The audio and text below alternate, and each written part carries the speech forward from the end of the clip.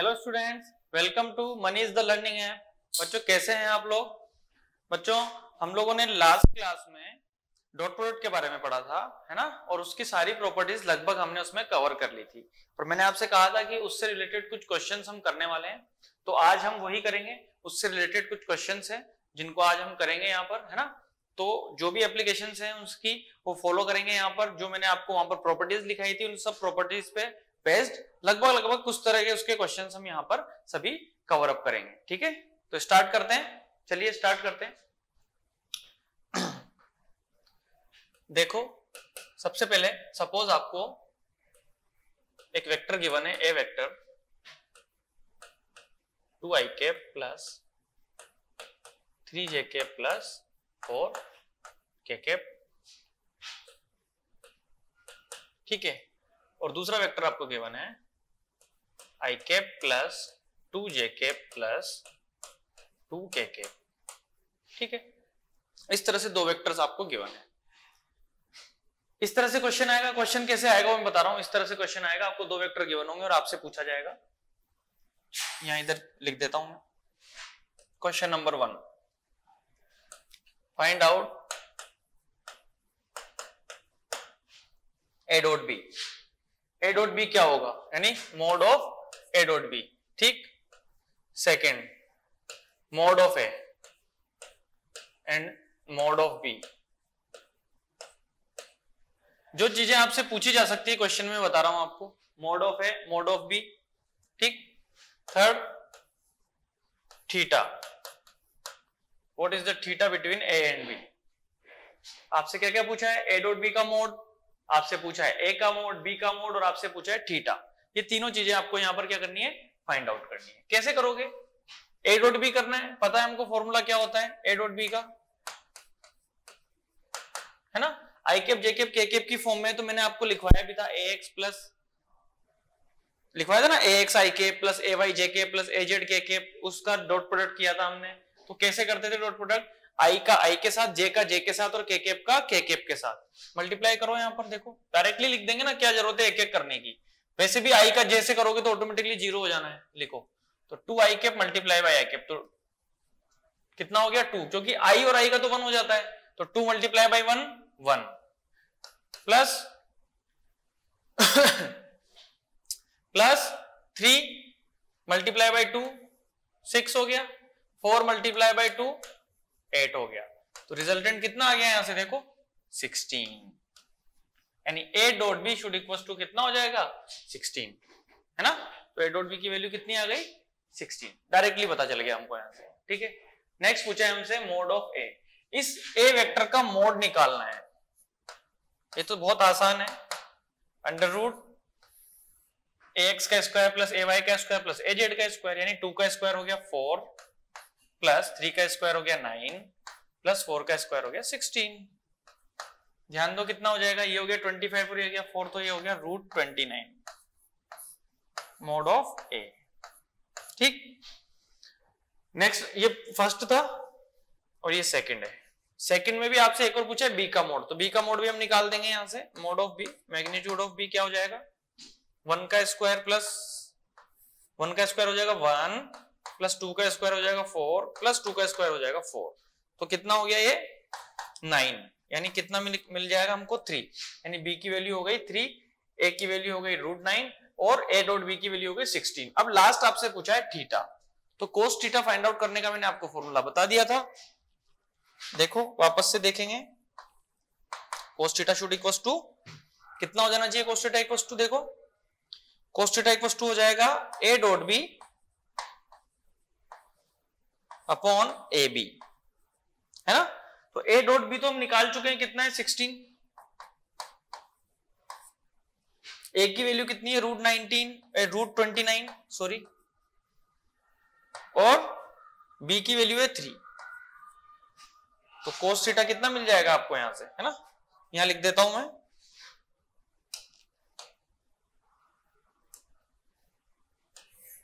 ये तो क्वेश्चन था, ये यहां लिख रहा हूं मैं, ध्यान देना इधर। Theta equals to cos inverse A dot B divide by A B, यानी कि वैल्यू पुट कर दी ना हमने, तो डायरेक्ट फॉर्मूला लिखने की क्या जरूरत है, अब आंसर ही लिख देते हैं। यहाँ पे कितना मिलेगा देखो, 16/3√29, ये लो। तो बेसिकली करना कुछ नहीं है हमको, सिंपल प्रोसीजर फॉलो किया, ए का मोड बी का मोड तो हमको पता ही था, निकाला, फॉर्मूले में वैल्यू पुट की और आंसर हमको यहां से मिल गया। ठीक है, इसको नोट करेंगे, आगे देखते हैं, एक दो एग्जांपल और लेते हैं। सपोज आपको F की वैल्यू गिवन है, F मतलब फोर्स दिया हुआ है, कितना दिया हुआ है, 6i cap plus 8j cap minus 4k cap, और S यानी डिस्प्लेसमेंट भी दिया है आपको 2i cap plus 3j cap plus 3j cap plus 4k cap, या कुछ और ले लो, 20 एक काम करो 5k कैप ले लेते हैं। ठीक है, इस तरह से आपको F दिया हुआ है और S दिया हुआ है। F है आपका फोर्स और S है यहां पर डिस्प्लेसमेंट, लिख भी देता हूं मैं, न्यूटन समझ जाओगे, और ये मीटर है ना, ये सब जो ऊपर है वो न्यूटन में है, और ये जो आपको दिया है मीटर में। आपसे पूछा है फाइंड आउट वर्क, आपको फोर्स दिया हुआ है और आपको डिस्प्लेसमेंट भी दिया हुआ है, और पूछा है आपसे वर्क, बताओ वर्क क्या होगा, है ना। ये तो हमको पता ही है, वर्क इक्वल्स टू क्या होता है, W equals to F dot S, work equals to क्या होता है, F डॉट S होता है ना।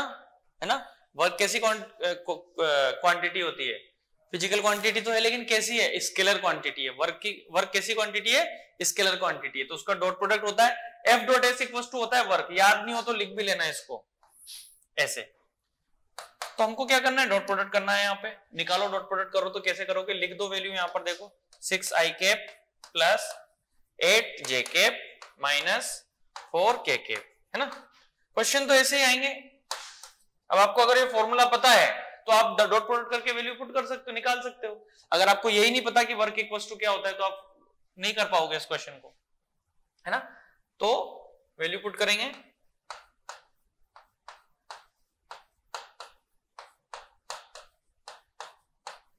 ठीक, डॉट प्रोडक्ट करते हैं, बताया है, फिर से बता रहा हूं, आई कैप का आई कैप के साथ करेंगे, जे कैप का जे कैप के साथ करेंगे, के कैप का के कैप के साथ करेंगे, क्योंकि आई और जे का ऑटोमेटिकली 0 हो जाएगा, तो लिखने की कोई जरूरत नहीं है। आइए चलिए करते हैं इसको, लिखो 6 multiply by 2 12 plus 8 multiply by 3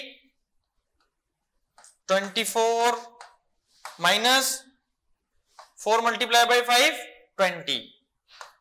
यहां से आंसर कितना आ जाएगा, देखो कितना हो जाएगा, ये 16।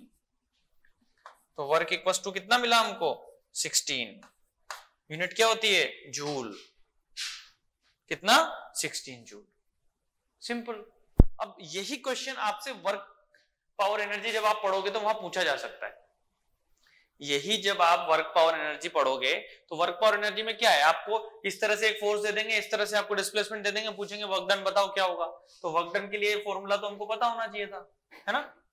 इसको सोल्व करोगे तो क्या लिखोगे, F डॉट S, ठीक है। अब देखो इसी क्वेश्चन में और क्वेश्चंस भी पूछे जा सकते हैं आपको। ये तो मैंने एक सिंपल क्वेश्चन पूछा था, इसी को हम आगे बढ़ा सकते हैं, यानी इसमें और पार्ट इसके निकाल सकते हैं। देखो कैसे निकालेंगे, सपोज आपसे पूछ लिया जाए फाइंड आउट, क्वेश्चन लिख रहा हूं मैं, find out angle between F and S, find out angle between F vector and S vector. F vector और S वेक्टर के बीच का एंगल हमको फाइंड आउट करना है ना। कैसे करेंगे, फॉर्मूला तो हमको पता ही है, cos थीटा इक्वल्स टू क्या होता है, A dot B upon AB। तो यहां पर क्या हो जाएगा, cos theta equals to F dot S divide by F upon S। अब F डॉट S तो हम यहां पर फाइंड आउट कर चुके हैं 16 जूल। बचा क्या, F और S का मैग्नीट्यूड। तो F और S का मैग्नीट्यूड फाइंड आउट कर लेंगे। देखो चाहो तो यहीं पे कर सकते हो, देखो यहाँ पर मैग्नीट्यूड निकालेंगे तो क्या करेंगे, 6 का स्क्वायर प्लस 8 का स्क्वायर प्लस 4 का स्क्वायर, तो ये हो गया 36 प्लस 64 प्लस 16, इसका रूट कितना हो गया है 116 है ना, ये कितना हो जाएगा 100,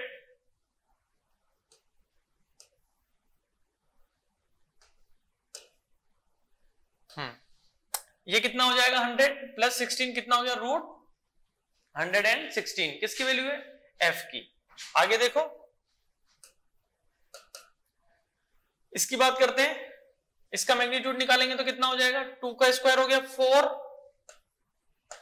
प्लस 9 प्लस 25, इसका रूट, ठीक है, तो ये कितना हो जाएगा रूट 38। देखो यहाँ पे 25 प्लस 9 प्लस 4 कितना हो गया रूट 38, यानी कि हमको f डॉट एस भी पता है, हमको f का मैग्नीट्यूड भी पता है, हमको s का मैग्नीट्यूड भी पता है। फॉर्मूले में वैल्यू पुट करनी है, आंसर मिल जाएगा। देखो कैसे, एंगल निकालना है ना, निकालते हैं angle. cos theta should equals to f dot s divide by fs, या फिर mod of f mod of s, ऐसे, ठीक है। करते हैं वैल्यू पुट। ये कितना दिया था आपको 16 दिया था f डॉट s, तो है ना, हमने फाइंड आउट किया था। f की वैल्यू कितनी आई थी रूट 116 और s की वैल्यू आई थी रूट 38।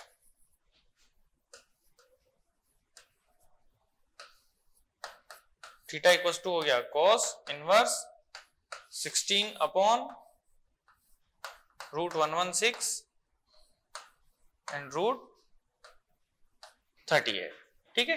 तो ये वैल्यू हो गई किसकी, थीटा की, है ना, समझ में आए। अब इसमें और क्या क्वेश्चन में आगे क्या पूछ सकते हैं आपसे, है ना, और जैसे क्वेश्चन में आपसे पूछ लिया। नेक्स्ट देखो, फाइंड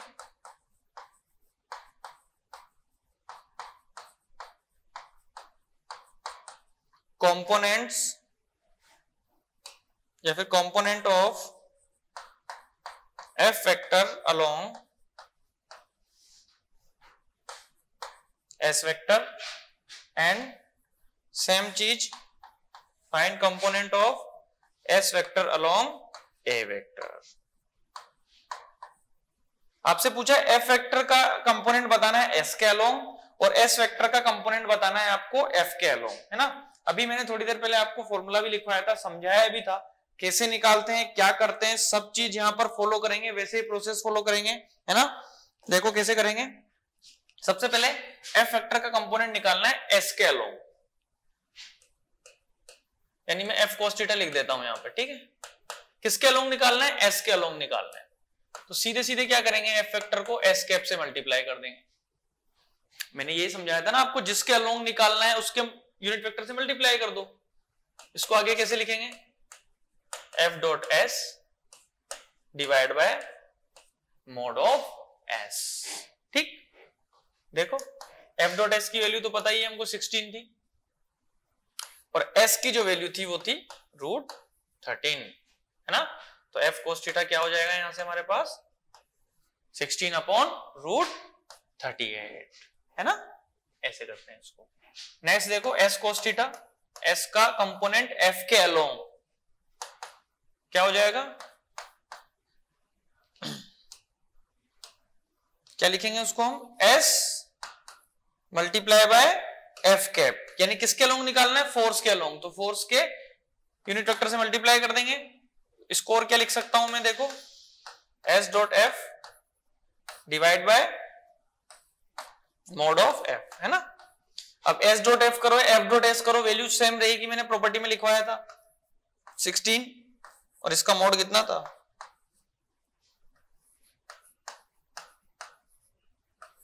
देखो, है ना। तो क्वेश्चन में आपसे कुछ भी पूछे आप सब निकाल सकते हो। आपसे मैग्नीट्यूड पूछे तो आप निकाल सकते हो, आपसे f डॉट s पूछे तो आप निकाल सकते हो, आपसे cos थीटा पूछे तो आप निकाल सकते हो, आपसे कंपोनेंट पूछे किसी का भी किसी के अलोंग तो वो भी आप फाइंड आउट कर सकते हो, है ना। क्वेश्चन में भी आपको मैंने फोर्स और डिस्प्लेसमेंट दिया था और वर्क पूछा था, यहां पर डायरेक्टली मैंने एफ डॉट एस नहीं पूछा था। लेकिन अगर आपको पता है कि एफ डॉट एस जो है वो वर्क होता है, तो आप सारे क्वेश्चंस के आंसर यहां से दे सकते हो, है ना। इसी तरह से और भी क्वेश्चंस पूछे जा सकते हैं आपसे, बहुत सारे क्वेश्चन है जो आपसे पूछे जा सकते हैं। जैसे एक क्वेश्चन और देखते हैं।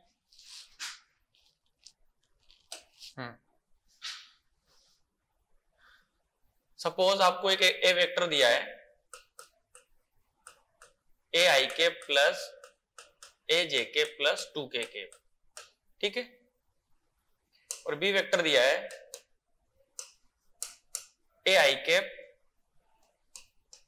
प्लस जे कैप माइनस 3k के, ठीक। इस तरह से आपको दो वेक्टर यहां पर आपको गिवन है ना। ये ए जो है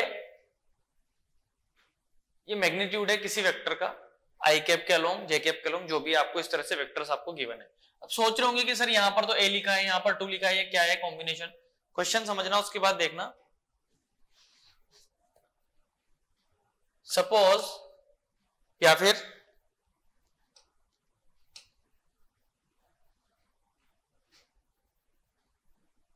क्वेश्चन में लिखेंगे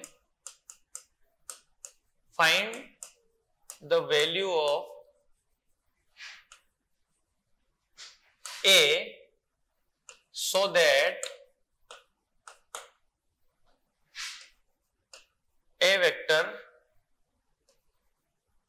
and B vector are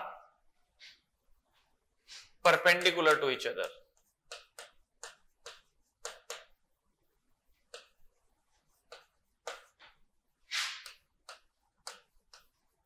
Perpendicular to each other, है ना। हमको ए की वो वैल्यू फाइंड करनी है। ए जो है ना, ए दिया है यहां पर, ये जो है ए, इस ए की वो वैल्यू फाइंड करनी है जिस वैल्यू पर ए और बी जो है एक दूसरे के परपेंडिकुलर हो जाए, है ना। यानी कि ए की उस वैल्यू पर ए और बी एक दूसरे के क्या हो जाना चाहिए, परपेंडिकुलर हो जाना चाहिए, है ना। अब ना इसमें डॉट प्रोडक्ट पूछा आपसे, ना इसमें आपसे क्रॉस प्रोडक्ट पूछा, ना आपसे इसमें मैग्नीट्यूड निकाला, ना आपसे कोस थीटा पूछा। बस उसने ये बोल दिया कि ए और बी अगर परपेंडिकुलर हैं तो जिस कंडीशन पर वो है उस कंडीशन के लिए ए की क्या वैल्यू होनी चाहिए, है ना। अब ए और बी अगर ये दोनों एक दूसरे के परपेंडिकुलर हैं तो शायद आपको याद होगा, अच्छे से मैंने एक प्रॉपर्टी लिखाई थी वहां पर। उस प्रॉपर्टी में क्या लिखा था हमने, उस प्रॉपर्टी में हमने लिखा था कि ए और बी अगर परपेंडिकुलर हैं तो इनका डॉट प्रोडक्ट हमेशा ऑलवेज 0 हो। If two vectors A and B are perpendicular to each other, then their dot product will be always 0, हमेशा 0 होगा डॉट प्रोडक्ट। अब इसने बोल दिया A और B परपेंडिकुलर होने चाहिए, तो A की वैल्यू बताओ, तो हम बोल देंगे कि परपेंडिकुलर होंगे, तो पक्की बात है कि A डॉट B का जो A डॉट B जो है वो 90 डिग्री पे कितना होना चाहिए, 0 होना चाहिए, है ना। उसने बोला है परपेंडिकुलर है, तो हमने बोल दिया परपेंडिकुलर है, तो उसको ये शो करना पड़ेगा कि ए डॉट बी 0 होगा, ऑब्वियस सी बात है। तो ये कंडीशन सेटिस्फाई हो जाएगी, यानी कि ए डॉट बी 0 होना चाहिए क्योंकि ए परपेंडिकुलर टू बी है, क्योंकि ए परपेंडिकुलर बी है ना। ये परपेंडिकुलर है यानी कि ए डॉट बी क्या होना चाहिए, 0। तो आओ करते हैं ए डॉट बी को 0।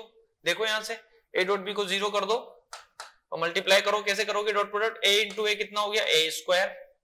यहां पर देखो प्लस ए माइनस का 6, देखो क्या किया मैंने, यहां पर मल्टीप्लाई तो किया है सिंपल, तो ये हो गया ए स्क्वायर प्लस ए माइनस 6। यहां पर ध्यान से देखो तो क्या बन गया, ये एक क्वाड्रेटिक इक्वेशन बन गई। यहां पे क्या बन गई, क्वाड्रेटिक इक्वेशन, है ना। तो क्वाड्रेटिक इक्वेशन को कैसे सोल्व करेंगे, देखो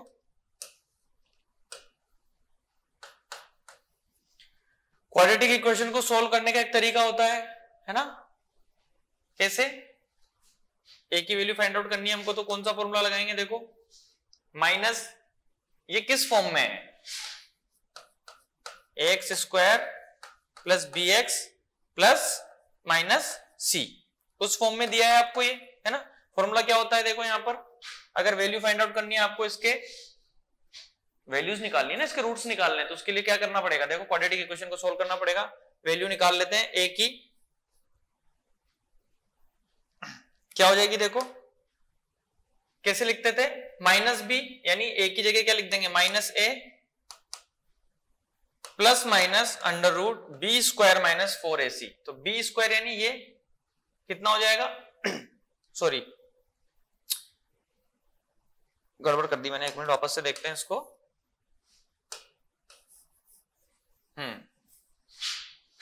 यहां पर ये किस फॉर्म में है, X square X square plus B X plus C. तो हमारा एक्स स्क्वायर क्या है यहाँ पर, ए स्क्वायर। ये एक ए की जगह हम कुछ और ले लेते हैं यहाँ पे, इससे कंफ्यूजन हो रहा है,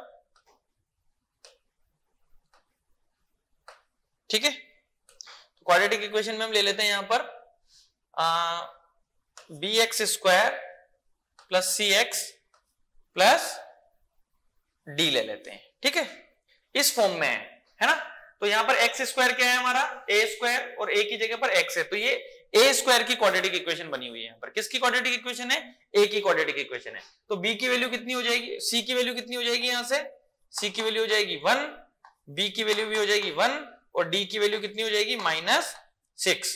फॉर्मूला में पुट करते हैं, देखो यहां पर ए की वैल्यू फाइंड आउट करनी है हमको। ए इक्वल टू क्या लिखूंगा, देखो माइनस सी यानी -1 प्लस माइनस अंडर रूट इसका स्क्वायर यानी 1 का स्क्वायर माइनस 4ac। तो माइनस माइनस प्लस हो जाएगा 4ac यानी कि कितना हो जाएगा ये, प्लस 24, ये हो जाएगा ना, ठीक है।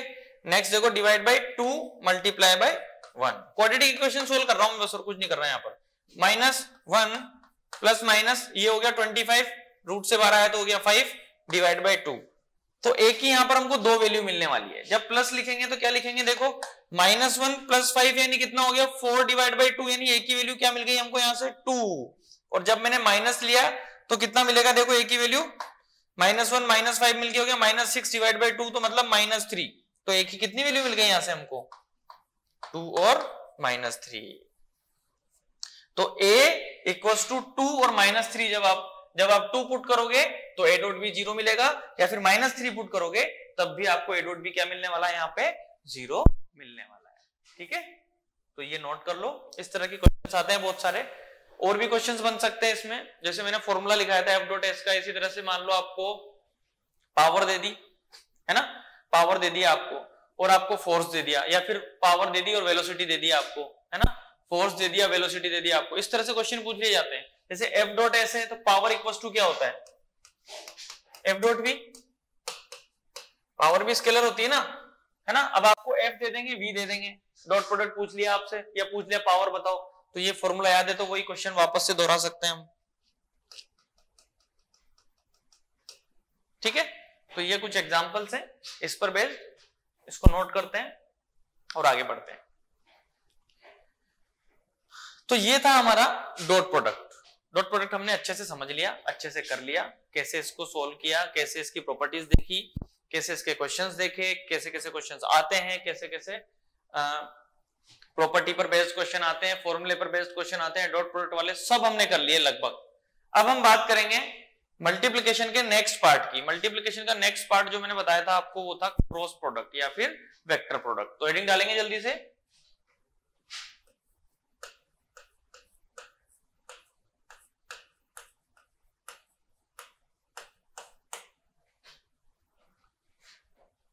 वेक्टर प्रोडक्ट बोलते हैं या इसको क्रॉस प्रोडक्ट बोलते हैं।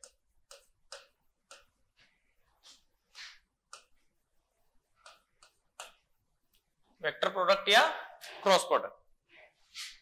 नाम देखो, वेक्टर प्रोडक्ट, नाम से पता चल रहा है कि अगर दो वेक्टर्स को हम वेक्टर प्रोडक्ट करने वाले हैं, दो वेक्टर का, तो जो हमको वैल्यू मिलने वाली है वो कैसे मिलने वाली है, वो भी एक वेक्टर क्वांटिटी ही मिलने वाली है। तो जब दो वेक्टर का हमने मल्टीप्लिकेशन किया, क्रॉस प्रोडक्ट किया, तो हमको क्या मिला, एक वेक्टर ही मिला। रिप्रेजेंट कैसे करते हैं, कैसे क्या लिखते हैं, वो सब चीजें देखेंगे। मान लेते हैं वही, if two vectors are A vector and B vector, इनके magnitude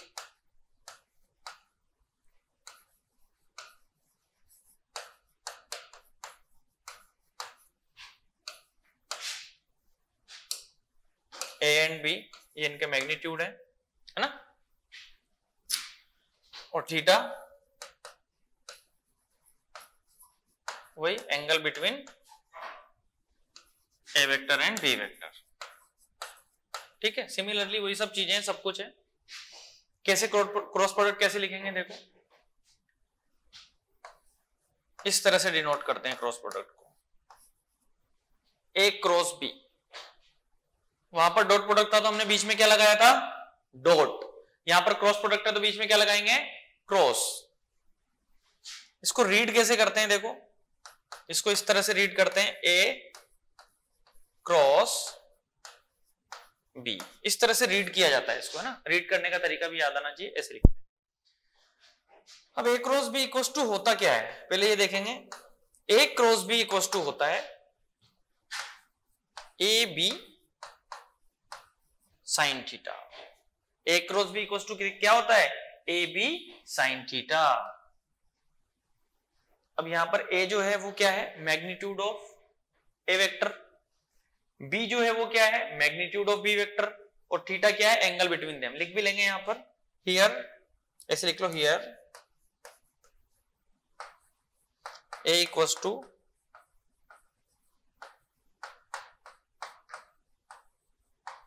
magnitude of A vector, B equals to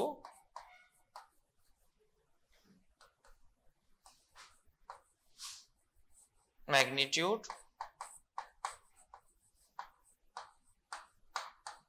of B vector, and theta is angle between A vector and B vector, है ना। ये टर्मिनोलॉजी है, ये लिख ली ना। ए vector क्या है, बी वेक्टर क्या है, ए क्या है, बी क्या है, थीटा क्या है ना। ये सब हमने यहां पर लिख लिया।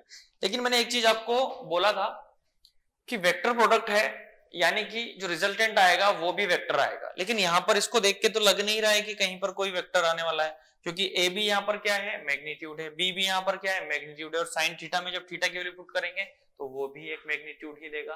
तो यहां से हमको जो मिलेगा वो मैग्नीट्यूड ही मिलेगा। तो वेक्टर मिला कैसे, तो इसका जो एक्चुअल फॉर्मूला होता है वो होता है मल्टीप्लाई बाय एन कैप, यानी कि ये जो मिला हमको मैग्नीट्यूड, और एन कैप क्या हो गई यहाँ पे, डायरेक्शन। यानी कि ए क्रॉस बी एक्चुअल में क्या लिखते हैं, ए क्रॉस बी को ये लिखते हैं एक्चुअल में, है ना। तो इसको नोट कर लेना।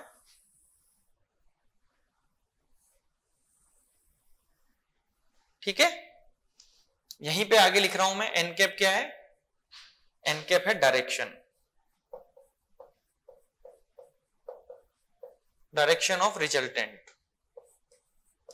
यानी रिजल्टेंट जो है उसका यूनिट वेक्टर भी बोल सकते हैं। एन कैप क्या है यहाँ पर, आपकी डायरेक्शन ऑफ रिजल्टेंट। ये हो गया आपका एक्चुअल तरीका लिखने का, A cross B equals to A B sine theta N cap, है ना, A B sine theta N cap. ठीक, समझ में आई बात। वहां पर हमने डॉट प्रोडक्ट लिखा था, यहाँ क्रॉस प्रोडक्ट लिखा है। क्रॉस प्रोडक्ट में एन कैप आ चुका है। एन कैप क्या है, एन कैप डायरेक्शन है। कैसे सोल्व करेंगे, कैसे क्या क्या प्रॉपर्टीज होती है, वापस से सब कुछ वही चर्चा करेंगे जो 2 मिनट पहले हमने, मतलब जो हमने पिछले लेक्चर में की थी, वो सारी की सारी हम चर्चा वापस से यहां पर करेंगे, है ना। लिखो, आगे हेडिंग डालेंगे हम, इसको नोट करेंगे और आगे लिखेंगे प्रॉपर्टीज। इसकी प्रॉपर्टीज लिखते हैं।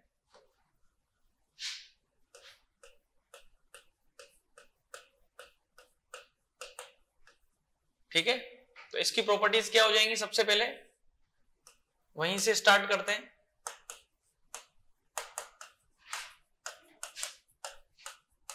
ठीक, A dot B equals to A B sine theta. N cap तो डायरेक्शन को शो करता है, मैग्नीट्यूड कहलाता है ए बी साइन थीटा।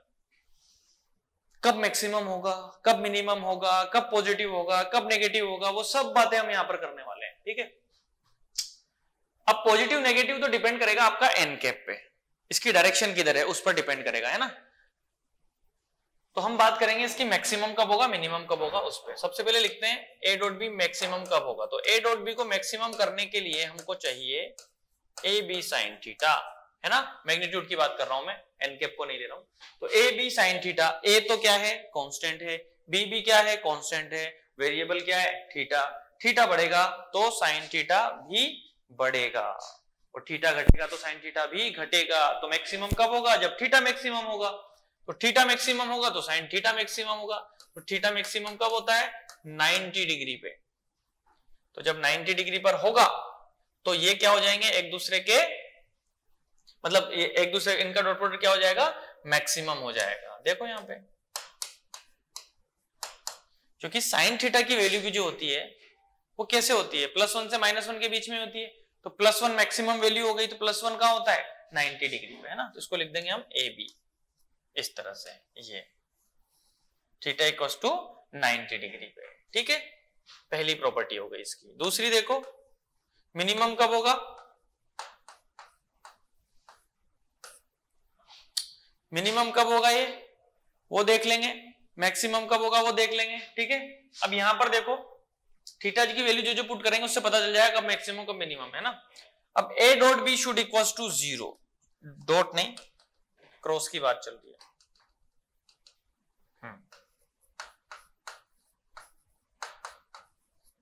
अब ए क्रॉस बी को 0 होना है, तो ए क्रॉस बी को 0 होने के लिए क्या करना पड़ेगा, इस साइन थीटा को 0 होना पड़ेगा। और साइन थीटा 0 कब होगा, जब थीटा 0 होगा, यानी कि थीटा इक्वल्स टू अगर 0 है तो ए क्रॉस बी क्या हो जाएगा, 0 हो जाएगा, क्योंकि वहां पर साइन थीटा भी कितना हो जाएगा, साइन 0 भी 0 हो जाएगा। ये प्रॉपर्टी इसलिए मैं जल्दी जल्दी बोल रहा हूं क्योंकि हम पहले भी ये सब चीजें लिख चुके हैं, कर चुके हैं, केवल हमको एंगल पुट करना है और वैल्यू निकालनी है। तो क्रॉस प्रोडक्ट क्या हो जाएगा, 0 हो जाएगा, यानी कि 0 का मतलब क्या हो गया, दोनों के बीच का एंगल हो गया 0 डिग्री, यानी ए और बी। तो जैसे उसमें एक प्रॉपर्टी थी डॉट प्रोडक्ट में, अगर दो वेक्टर्स एक दूसरे से परपेंडिकुलर हैं तो उनका डॉट प्रोडक्ट होता है 0। सिमिलरली अगर कोई दो वेक्टर एक दूसरे से पैरेलल हैं तो उनका क्रॉस प्रोडक्ट भी क्या हो जाएगा, 0 हो जाएगा। इसको लिखेंगे और इसके नीचे हम नोट करेंगे, लिखते हैं if two vectors are parallel to each other, if two vectors are parallel to each other, then their cross product will always 0।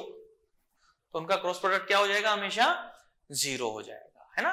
ये बहुत अच्छी प्रॉपर्टी है, जैसे वो प्रॉपर्टी थी वैसे ये प्रॉपर्टी है। इसमें भी क्वेश्चन उसी तरह से पूछ लिया जाता है, सब कुछ चीजें वैसे ही समझानी पड़ती है।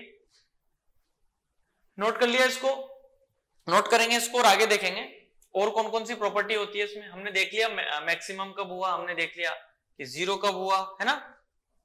आगे बढ़ते हैं इसमें, देखो इसी तरह से एक और प्रॉपर्टी देखो, इट इज डिस्ट्रीब्यूटिव। जैसे उसमें एक प्रॉपर्टी दिखाई दी हमने डिस्ट्रीब्यूटिव, तो ये भी डिस्ट्रीब्यूटिव होता है।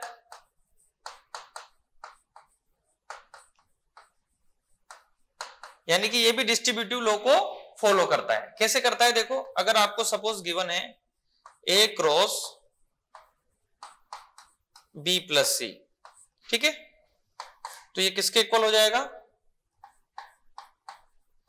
A cross B plus A cross सी के, है ना। इस तरह से ये इसके इक्वल हो जाएगा। तो डिस्ट्रीब्यूटिव भी होता है इस तरह से। कभी आपको 3 वेक्टर दे दिए जाएं तो आप उसको इस तरह से सॉल्व कर सकते हो, है ना। अब यहां पर मैंने आपको ये डॉट लिख दिया क्या मैंने, यहाँ पे ये सब क्रॉस लिखो जहां पर भी डॉट लिखा है।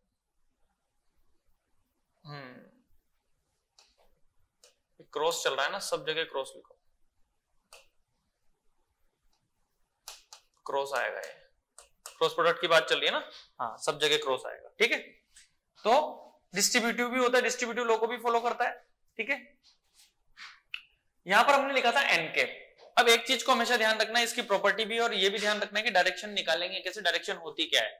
तो ए क्रॉस बी में जब हम ए क्रॉस बी करते हैं तो उनका जो रिजल्टेंट होता है वो हमेशा ए क्रॉस बी के परपेंडिकुलर आता है। The resultant of resultant of cross product of two vectors is always perpendicular to these vectors. उन दोनों वेक्टर्स के हमेशा क्या आएगा, परपेंडिकुलर आएगा। यानी एन कैप जो इसकी जो रिजल्टेंट जो होगा, जो डायरेक्शन होगी वो क्या होगी, ए के भी परपेंडिकुलर होगी और बी के भी परपेंडिकुलर होगी। कैसे, जैसे मान लो ये एक वेक्टर दे दिया आपको ऐसे, और एक वेक्टर ऐसे दे दिया, ये ए वेक्टर है और ये बी वेक्टर है, ठीक है, और इनके बीच का एंगल आपको दे दिया कुछ थीटा। अब ए और बी का आपको करना है क्रॉस प्रोडक्ट और आपसे पूछी जाए डायरेक्शन, तो ए और बी की जो डायरेक्शन होगी उसके परपेंडिकुलर आएगा आपका रिजल्टेंट। तो परपेंडिकुलर कैसे आ जाएगा, ऐसे। इसको फाइंड कैसे करते हैं, लिखते कैसे हैं, वो सब अभी मैं बताने वाला हूं। लेकिन रिजल्टेंट जो होगा इनका हमेशा ए और बी के क्या आएगा, परपेंडिकुलर आएगा, है ना। यानी जिस भी प्लेन में ए और बी होंगे उस प्लेन के परपेंडिकुलर आएगा, इतना ध्यान रख लो तुम। तो जैसे ए और बी इस प्लेन में है तो इनका रिजल्टेंट इस प्लेन के परपेंडिकुलर आएगा। अब वो इधर भी हो सकता है और पीछे भी हो सकता है। जैसे ये प्लेन है, इस प्लेन में ए और बी दिया है आपको, तो इस प्लेन के परपेंडिकुलर या तो ऐसे होगा या फिर ऐसे होगा। वो डिपेंड करेगा किस पे, क्रॉस प्रोडक्ट पे। वो मैं आपको बताऊंगा कि कैसे डायरेक्शंस फाइंड आउट करते हैं, कैसे चीजों को लिखते हैं, कैसे रिजल्टेंट पॉजिटिव होगा नेगेटिव होगा, क्या डायरेक्शन होगी, वो मैं अभी बताने वाला हूं आपको। ये नोट करो, आगे देखो।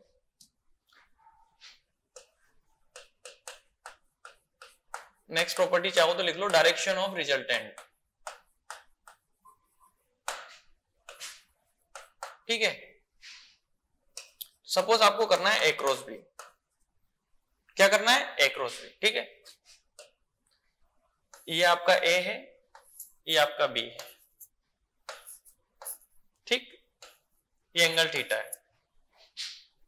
ये दोनों किस प्लेन में है, इस प्लेन में है। ये जो बोर्ड आपके सामने है, इस बोर्ड के इस स्क्रीन के प्लेन में है। अब इनका जो रिजल्टेंट आएगा वो या तो इस स्क्रीन के परपेंडिकुलर आएगा इस तरफ, या फिर डाउनवर्ड आएगा ऐसे, क्योंकि प्रॉपर्टी यही बोलती है कि रिजल्टेंट ऑफ टू वेक्टर्स जो क्रॉस प्रोडक्ट जिनका हो रहा है ना, क्रॉस प्रोडक्ट जो करेंगे हम, उनके परपेंडिकुलर आता है उनका रिजल्टेंट हमेशा। तो ए और बी के, ए के भी परपेंडिकुलर होगा, बी के भी परपेंडिकुलर होगा। चाहो तो यहां लिख भी लो, resultant is perpendicular to A vector and perpendicular to B vector. A vector के भी परपेंडिकुलर होगा और बी वेक्टर के भी परपेंडिकुलर होगा। अब ए और बी जो है वो इस प्लेन में है। अगर वो इस प्लेन में है तो दो कंडीशन हो सकती है परपेंडिकुलर होने की, एक तो इस प्लेन से बाहर की तरफ, एक इस प्लेन के अंदर की तरफ। ये कैसे डिसाइड करेंगे, तो इसको डिसाइड करने के लिए एक रूल बनाया गया जिसको बोला right hand thumb rule. Right hand thumb rule. Right hand thumb rule से हम डिसाइड करते हैं कि कोई भी दो वेक्टर्स का अगर क्रॉस प्रोडक्ट कर रहे हैं तो उनका रिजल्टेंट जो है उसकी डायरेक्शन क्या होने वाली है। कैसे करते हैं इसको, क्या फॉलो करते हैं, सबसे पहले ए क्रॉस बी करना है हमको। क्या करना है, ए क्रॉस बी करना है। तो थंब रूल ये बोलता है कि जो पहला वेक्टर है उस वेक्टर की तरफ आपका क्या होना चाहिए, ये फिंगर्स होनी चाहिए। ये क्या होनी चाहिए, आपकी फिंगर्स होनी चाहिए। ये सारी फिंगर्स किधर होनी चाहिए, जिधर आपका पहला वेक्टर है। तो पहला वेक्टर कहां है आपका, ए के अलोंग। तो इस तरह से फिंगर आपने रख ली। अब बच्चे कई बार क्वेश्चन पूछ लेते हैं, सर जैसे ए वेक्टर है, इस ए वेक्टर के अलोंग आपको फिंगर्स रखनी। तो इस ए वेक्टर के अलोंग फिंगर रखने के बहुत तरीके हैं। ऐसे रख ली किसी ने ऐसे रख लिया, किसी ने ऐसे रख लिया, किसी ने ऐसे रख लिया, किसी ने ऐसे रख लिया। तो फिर उसने बोला कि फिंगर्स इस तरह से रखनी है कि जो आपका पाम है, ये वाला साइड, पाम वाला साइड, ये वाला साइड दूसरे वेक्टर की तरफ होना चाहिए, है ना। अब मान लो बी तो है ऊपर, ये है ए वेक्टर। आपने अगर ऐसे फिंगर रख ली तो आपका पाम किधर हो गया, डाउनवर्ड, है ना। तो हमको किधर रखना है पाम, जिस तरफ बी वेक्टर होगा। देखो, तो ये हमने क्या किया, ए की तरफ फिंगर रखी और ये पाम किधर हो गया, बी की तरफ। अब फिंगर्स को क्या करो, आप ऐसे कर्ल करो। तो जब आप ऐसे फिंगर को कर्ल करोगे ए क्रॉस बी, क्योंकि एंगल ऐसे बनाए ना थीटा, जब ए क्रॉस बी करोगे जो थंब की जो डायरेक्शन होगी ये आपको डायरेक्शन देगी क्या, रिजल्टेंट की डायरेक्शन। तो मैंने क्या किया, A cross B equals to resultant की डायरेक्शन। समझ में आई बात। अब अगर आपसे बी क्रॉस ए पूछ लिया जाता तो फिर बी की तरफ फिंगर करो और पाम किधर होना चाहिए, ए की तरफ। कर्ल करोगे तो थंब किधर आया, अंदर की तरफ। यानी कि एक चीज तो हमको समझ में आ गई कि ये कम्यूटेटिव लॉ को फॉलो नहीं करता है, क्योंकि A cross B is equal not equal to B cross A. यहां से देख लो, अगली प्रॉपर्टी लिख भी लो, not equal to B cross A. दिख रहा है आपको, यहां से ए क्रॉस बी करोगे तो रिजल्टेंट आया इधर, और बी क्रॉस ए करोगे, बी से ए की तरफ फिंगर को रोटेट करो तो किधर आ गया, अंदर की तरफ। यानी कि ये तो हो ही नहीं सकता कि सेम होगा, क्योंकि इसका रिजल्टेंट है इधर और दूसरे का रिजल्टेंट है उधर। हाँ, लेकिन ये जरूर हो सकता है दोनों एक दूसरे के अपोजिट हैं, दोनों एक दूसरे के अपोजिट हैं। तो अगर इसके रिजल्टेंट को मैं माइनस से मल्टीप्लाई कर दूं, जैसे एक का रिजल्टेंट है इधर, दूसरे का है अंदर, अगर मैं इस वाले रिजल्टेंट को माइनस से मल्टीप्लाई कर दूं तो ये पलट जाएगा, वापस रिवर्स हो जाएगा और उसी डायरेक्शन में हो जाएगा। तो हम ये जरूर बोल सकते हैं, लेकिन ए क्रॉस बी कम्यूटेटिव लॉ को फॉलो नहीं करता है। तो समझ में आया direction right hand thumb rule से कैसे निकाली हमने। पहला जो वेक्टर होगा उसके अलोंग हमको उंगली करनी है, यानी कि पूरी की पूरी फिंगर्स रखनी है, ठीक। और जो दूसरा वेक्टर है उसकी तरफ हमारा पाम होना चाहिए।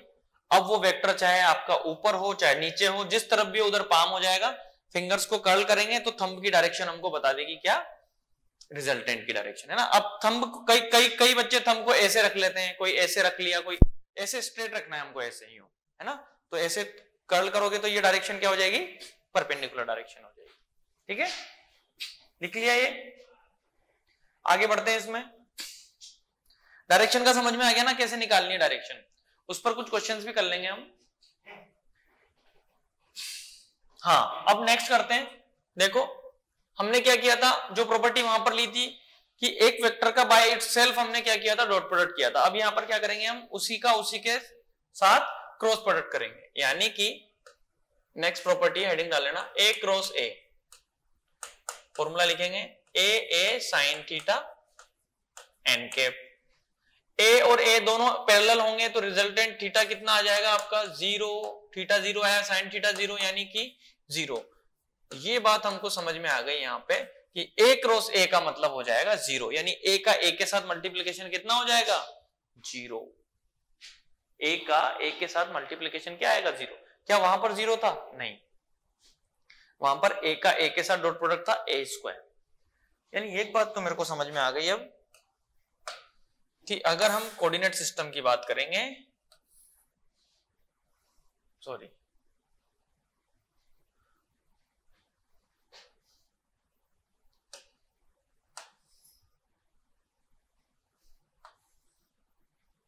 है ना, आई कैप, जे कैप एंड के कैप। अगर इस कोऑर्डिनेट सिस्टम की बात करते हैं तो आई कैप का आई कैप के साथ क्रॉस प्रोडक्ट हो जाएगा 0, जे कैप का जे कैप के साथ हो जाएगा 0 और जेड कैप का जेड के कैप का के कैप के साथ हो जाएगा 0।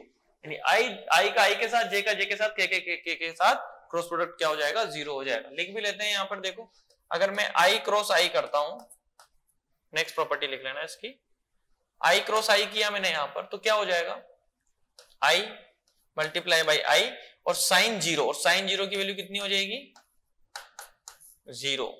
इसी तरह से J क्रॉस J ये भी हो जाएगा 0 और K क्रॉस K ये भी हो जाएगा 0। क्यों हो जाएगा 0, क्योंकि I और I एक दूसरे के पैरेलल है।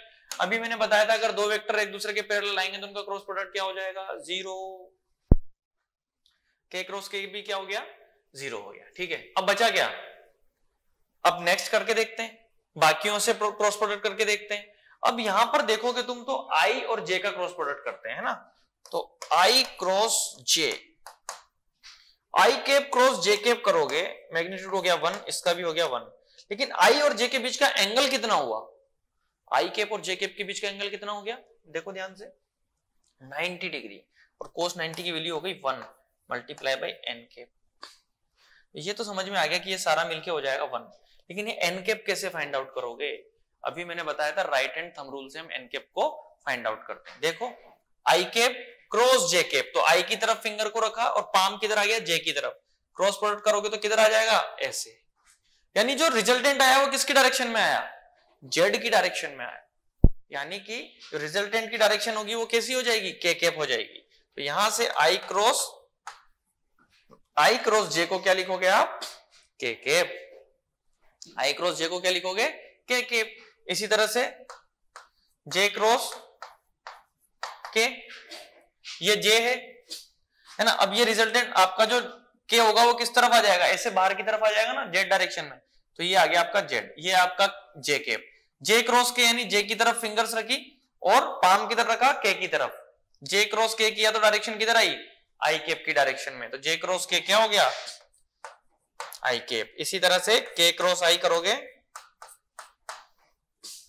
ये देखो ये है आपका k, इधर है i, तो k क्रॉस i तो क्या आ गया, j कैप। थोड़ा कंफ्यूजन हो जाता है इसमें, कैसे करेंगे इसको, अभी मैं एक ट्रिक बता दूंगा, उस ट्रिक से आप करोगे तो बहुत इजीली आराम से इसको सोल्व कर पाओगे, है ना। एक ट्रिक बता रहा हूं मैं, ध्यान देना उस पर, ये तो नोट कर लेंगे, आगे बढ़ते हैं इसमें। ट्रिक क्या है देखो, ध्यान देना इधर, यह है आपका आई कैप, ये है आपका जे कैप और ये है आपका के कैप, ठीक, आई जे के। अगर आप क्लॉकवाइज डायरेक्शन में ऐसे आते हो,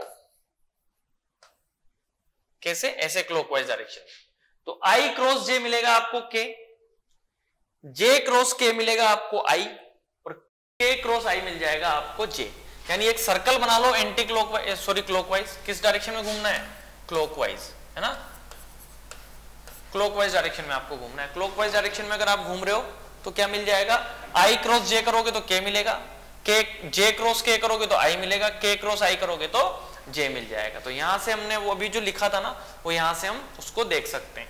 अगर इसका रिवर्स करोगे तो आई क्रॉस के करोगे तो मिलेगा तो जे, क्योंकि आई क्रॉस के करोगे तो मिलेगा तो जे, लेकिन कैसे करना पड़ेगा, हमने कैसे किया इसको, एंटी क्लॉकवाइज, तो क्लॉकवाइज में पॉजिटिव आएगा और एंटी क्लॉकवाइज में नेगेटिव आ जाएगा, यानी कि के क्रॉस जे करोगे तो माइनस का आई कैप आएगा, है ना। ये लिख भी देता हूं मैं यहाँ पे, ऐसे लिख लो, याद भी रहेगा। जे क्रॉस आई करोगे तो माइनस का के कैप आ जाएगा, है ना। के क्रॉस जे करोगे माइनस का आई कैप आ जाएगा, और आई क्रॉस के करोगे तो माइनस का जे कैप आ जाएगा, है ना। तो ये भी हमको ध्यान रखना है, इस तरह से लिखोगे तो याद रहेगा, आई जे के मिल जाएगा, जे के आई मिल जाएगा, मतलब ऐसे याद रखो तुम तो क्लॉकवाइज में, आई का जे के साथ किया तो के मिल गया, जे का के साथ किया तो आई मिल गया, के का आई के साथ किया तो जे मिल जाएगा, है ना। नोट कर लो इसको, शॉर्ट ट्रिक है इसकी, ये ध्यान रखना है इसको।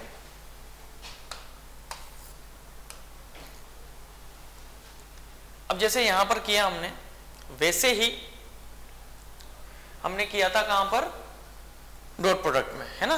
इसी तरह से हमने लिखा था। अब वहां पर डॉट प्रोडक्ट में मैंने आपको पता हो तो दो वेक्टर्स लिए थे, A vector A X I cap, B Y J cap, और ए जेड के कैप के फॉर्म में, है ना। दो वेक्टर लिए थे ए और बी, और उनका डॉट प्रोडक्ट करके दिखाया था कि स्टैंडर्ड वैल्यू कैसे डॉट प्रोडक्ट होता है। इसी तरह से यहाँ पर हम क्रॉस प्रोडक्ट के लिए भी वही चीज लेंगे। देखो, मान लो आपको ए वेक्टर गिवन है, ए एक्स आई कैप,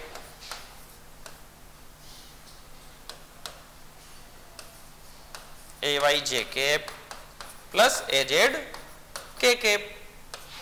इसी तरह से बी वेक्टर गिवन है आपको, B X I cap, B Y J cap plus B Z K cap. Cross product करना है हमको इनका।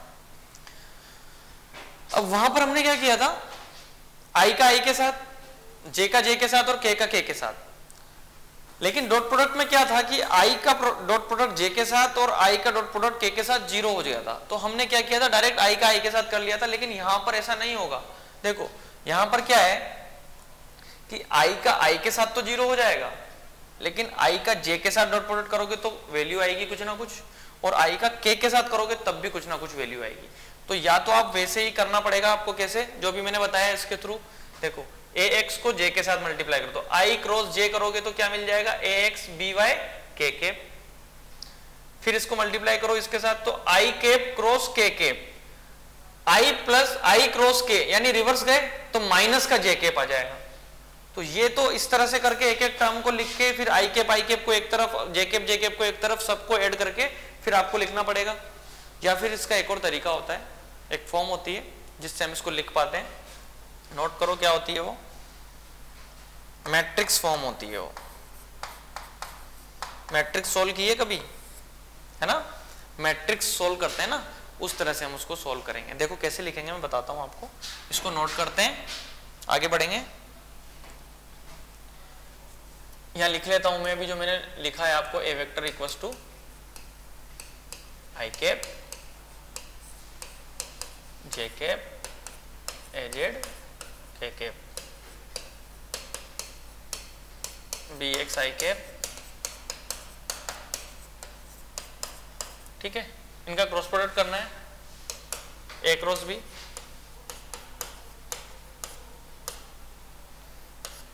ए क्रॉस बी करना है हमको, ठीक है। तो मैट्रिक्स फॉर्म में कैसे लिखते हैं देखो,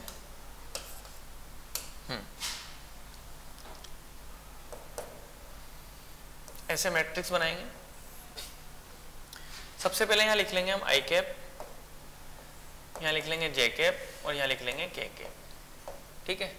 आई cap J cap K cap, इस तरह से मैंने लिखा है इसको, आई cap J cap K cap, इसी फॉर्म में लिख लिया।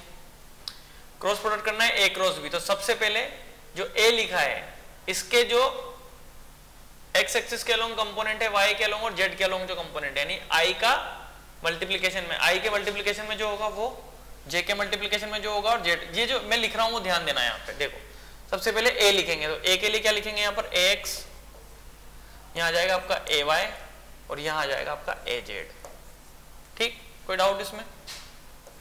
इसी तरह से बी के लिए लिखेंगे तो ये आ जाएगा बी एक्स, ये हो जाएगा बी वाई, ये हो जाएगा बी जेड। इसका करना है हमको क्रॉस प्रोडक्ट मैट्रिक्स फॉर्म में। मैट्रिक्स फॉर्म किस तरह से सोल्व करते हैं, जिनको आता है अच्छी बात है, नहीं आता है तो यहां पर देखेंगे, मैं बताऊंगा कैसे करना है। देखो कैसे करेंगे, सबसे पहले तो क्या करो, आई कैप को लिख लो, ये आई कैप लिख लिया। अब क्या करो, ये वाली टर्म और इस लाइन और इस लाइन को भूल जाओ। जो हमने टर्म लिखी है यहां पर, उस टर्म के जो एरो है और कॉलम है उनको भूल जाओ, यानी इन दोनों को भूल जाओ। तो बचा क्या, ये वाली टर्म बची। अब इस वाली टर्म को कैसे लिखेंगे, देखो वापस से बोल रहा हूं, इस टर्म को भूल जाओ, आई की ये वाली और ये वाली, बचा क्या, ये चार टर्म। इसको लिखते कैसे हैं, दिस मल्टीप्लाई माइनस दिस, यानी A Y B Z minus A Z B Y, this multiply by this. ऐसे ही बाकी चीजों में भी करना है ना। साइन कैसे चलेगा, प्लस फिर माइनस फिर प्लस फिर माइनस। अब जे कैप लिखेंगे तो माइनस आ जाएगा। ये सोल्व करने का तरीका है मैट्रिक्स को, ध्यान रखना। माइनस जे कैप आ गया तो ये वाली टर्म और ये वाली टर्म गायब हो जाएगी, बचा क्या, ए एक्स बी जेड और ये वाला, तो लिख दो इसको मल्टीप्लाई करके, A X multiply by B Z minus B X multiply by A Z. अब क्या बचा, K cap plus minus plus K cap, K cap में ये वाली टर्म और ये वाली टर्म चली जाएगी, बचा क्या, ये लिखो A X B Y minus B X A Y, ठीक। इस तरह से इनको सोल्व करते हैं। ये वैल्यू होती है आई कैप जे कैप और के कैप के फॉर्म में आपको क्या मिल जाता है, एक वेक्टर मिल जाता है। तो ये कहलाती है इसकी वेक्टर फॉर्म, है ना। इधर इसको चाहो तो मैं लिख भी सकता हूं ऐसे, अगर कंफ्यूज हो रहे हो तो, जैसे आई कैप, और लिखते क्या है आई कैप में, क्या बचेगा, A Y B Y A Z और बी जेड, ठीक, माइनस जे के लिए क्या बचेगा, देखो A X B X A Z और बी जेड। मल्टीप्लाई कैसे करते हैं, this minus this plus K cap A X A Y B X, ये वाली बात कर रहा हूं मैं, और बी वाई, है ना, ठीक है। मल्टीप्लाई करने का तरीका मैंने बता दिया किस तरह से इसको मल्टीप्लाई करते हैं, हाँ ध्यान दो, ऐसे करते हैं इसको। तो ये हो गया आपका, सारी प्रॉपर्टीज हो गई किसकी, क्रॉस प्रोडक्ट की। अब इस पर बेस्ड कुछ क्वेश्चंस करेंगे, इसको नोट करो, फिर आगे हम इस पर बेस्ड कुछ क्वेश्चंस करने वाले हैं, ठीक है। नोट करेंगे इसको।